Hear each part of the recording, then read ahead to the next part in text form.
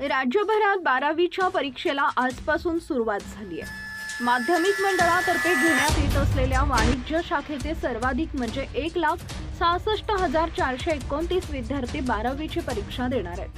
त्याखालोखाल विज्ञान शाखेचे 1,27,704 विद्यार्थी आणि कला शाखेचे 48,879 विद्यार्थी परीक्षेला बसले। कॉपीसारखे गैरप्रकार टाळण्यासाठी भरारी पथके स्थापन करण्यात आली आहे। दरम्यान बीडमध्ये शिक्षण विभागाच्या सर्व नियमांना हरताळ फासत 12वीच्या पहिल्या पेपरला कॉप्या पुरवल्या गेल्या। स्वतःचा जीव धोक्यात घालून विद्यार्थ्यांना कॉप्यांचा पुरवठा करण्यात आला। बीडमध्ये 12वीच्या पहिल्याच पेपरला कॉप्यांचा सुळसुळाट पाहायला मिळाला।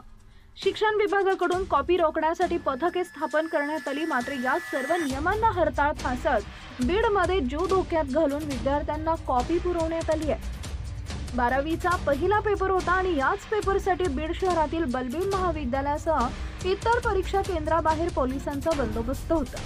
मात्र या बंदोबस्ताला न जुमानता अनेकांनी कॉप्या पुरवण्याचा उद्योग केला। थेट विद्युत रोहित्राजवळ असलेल्या खांबावर चढून स्वतःचा जीव धोक्यात घालून कॉपी पुरवण्यात आली। बीड शहर पोलिसांना माहिती मिळाल्यानंतर त्यांनी त्याला रोख लावण्याचा प्रयत्न करत चोप दिलाय।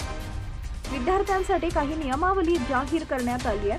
जर विद्यार्थी कॉपी करताना पकडला गेला तर त्याच्यावर थेट फौजदारी गुन्हा दाखल करण्यात येणार आहे। जिल्हाधिकाऱ्यांना याबाबत कळवण्यात आलंय, त्यामुळे कॉपी करताना विद्यार्थी पकडला गेल्यास त्याच्या भवितव्यावर हा निर्णय गंभीर परिणाम करणारा ठरू शकतो असं बोर्डाकडून सांगण्यात आलंय।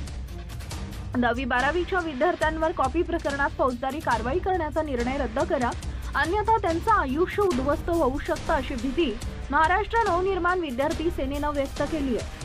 चुकीच्या गोष्टीला शिक्षा मिळणं गरजेचं असतं, परंतु ती चूक सुधारण्याची संधी न देता अशा प्रकारे भवितव्य अंधारात घालण्याचा आदेश हा निश्चितच अन्यायकारक आहे असं मनसेनं म्हटलंय।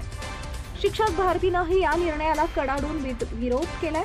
आजवरच्या वर्षात कितीतरी फौजदारी कारवाया केल्या असल्या तरी शिक्षक भारतीनं असा सवाल उपस्थित केलाय।